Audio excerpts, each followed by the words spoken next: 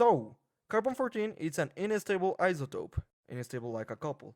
That means it's radioactive. It contains 8 neutrons, 6 protons, and 6 electrons. And if you're watching this and don't know what is a proton or neutron, you really need to study more. But I will explain anyway. Protons and neutrons are in the nucleus. Together they form the mass number. They look like a couple. Electrons are outside watching, like a creep. They are in the orbitals or shells, where in the first shell it can contain 2 electrons and in the other it can contain 8 electrons. Protons have positive charges, neutrons don't have charge, and electrons have negative charges. And that's it, congratulations, you learned about chemistry. Yay! Now, the isotopes are elements that have different number of neutrons, so that means their mass number may vary, creating different species of an element that vary in abundance. The reason it's named carbon-14 is because the number of neutrons is 8 and the number of protons is 6. In total it's 14. It's logic. Now, what is the relative atomic mass? According to internet, is the average value for the isotope of the element. It takes into account the percentage abundance of the. Okay, that's boring. In simple words, it's a measure of how heavy atoms are. It's the ratio of the average mass per atoms of an element. To calculate the relative atomic mass, you need to use this formula. It's simple. You need to multiply the percentage of the isotope with the number of the isotope, same with the other isotope clearly, and then adding the values obtained and divide it into 100. Types of radiation. I'm already seeing Fallout fans getting excited about this, but let me say that it doesn't have to do in part with rat roaches, super mutants, or ghouls. That said, radiation is a type of energy that can travel through space. Sometimes it travels in the form of waves, electromagnetic radiation, and sometimes as a beam of fast moving particles, particle radiation. There are three types of nuclear radiation: alpha, beta, and gamma. Are all types of radiation bad? Are some good? Remember, radiation just means an emission of energy. Too much ultraviolet light can be dangerous to us as it can damage skin cells, but we can also use ultraviolet light to sterilize surgical equipment. Too much exposure to X-rays can cause cells to mutate, but we can also use X-rays for medical imaging and to help diagnosis and treatment. So yeah, let's get now to emission spectrum. In the 1900s, scientists found that a liquid or solid heated to high temperatures would give off a broad range of colors of light. However, if you heated a gas to similar temperatures, it would emit light only at specific wavelengths. The emission spectrum is the amount of light emitted at different wavelengths. Only certain wavelengths are seen, shown like in the picture. These lines come from photos of a specific energy emitted by electrons making transitions between specific energy levels of the atom. The photon's energy is equal to the energy difference between the energy levels. The electromagnetic spectrum. It's the range of all electromagnetic radiation. Radiation is an energy that travels and spreads out as it goes. Some types of this radiation are radial, microwaves, infrared, visible, ultraviolet, X-ray, and gamma rays. Electromagnetic radiation can be expressed in terms of energy, wavelength, or frequency. In energy is measured in volts, in wavelength it's measured in meters, in frequency is measured in cycles, hertz, or per second. Scientists use whatever unit is easier for the type of radiation they're working with. The visible light. The visible light spectrum is the segment of the electromagnetic spectrum that the human eye can view. That's why this range of wavelengths is called visible light. Human eye can detect wavelengths from 380 nanometers to 700 nanometers. Human can only see a small portion of electromagnetic radiation. However, our eyes act as receivers of the wavelengths in this narrow band. Other portions have wavelengths too large or too small.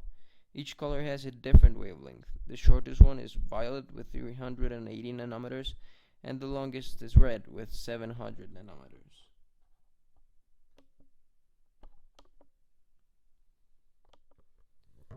So, now let's get to history.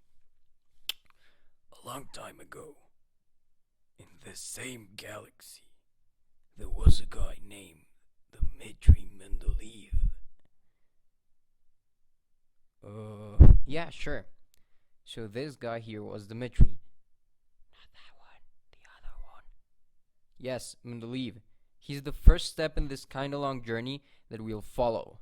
So we can start in 1869, nice, where Dmitri started to develop the periodic table and arranged all the known elements by their atomic mass.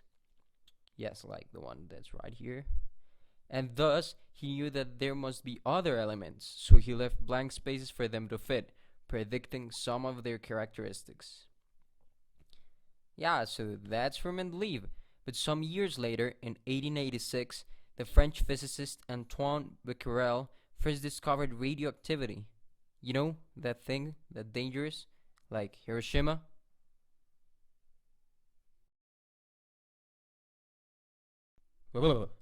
Yeah, you get the deal. And from that, Thomson and Rutherford, yes, the guys that did this. Yeah, so they classified radiation in three types: alpha, beta, and gamma. And throughout this, Curie and Pierre, yes, Marie Curie, worked around the radiation of uranium and thorium and discovered radium and polonium, and discovered that beta energy was negatively charged as well. So forward to 1894, Sir William Ramsay. Hey, no, that's Gordon! And Lord Rayleigh discovered noble gases. You know, because they're royal and everything. So, yeah, they were added and created Group Zero. And not only 3 years later, J.J. Thomson discovered electrons. And with the help of it, John Towson and Robert Millikan determined their charge and mass.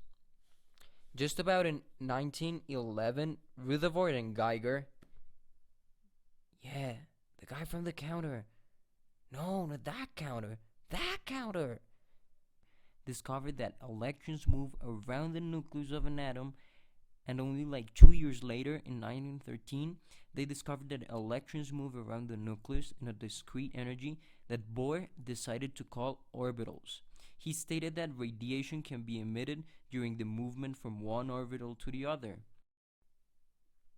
So yeah, in 1913, Rutherford identified protons in an atomic nucleus, and Henry, the English guy, Moseley, provided atomic numbers based on the number of electrons in an atom rather than based on the atomic mass.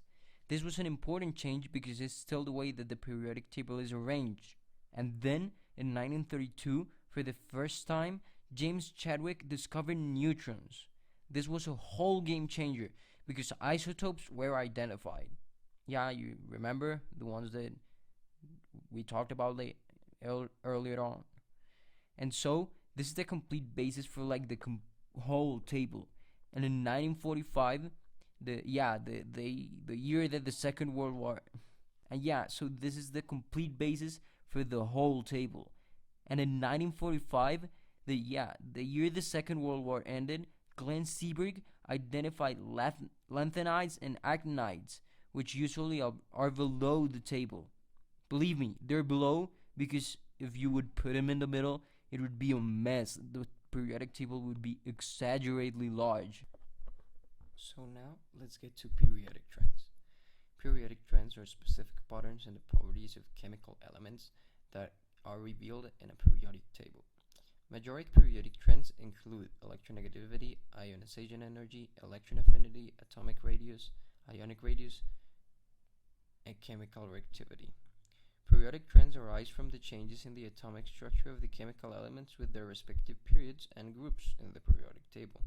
This enables to organize chemical elements based on structures and properties, as you all know. So yeah, that's about it. So check it out later. Bye.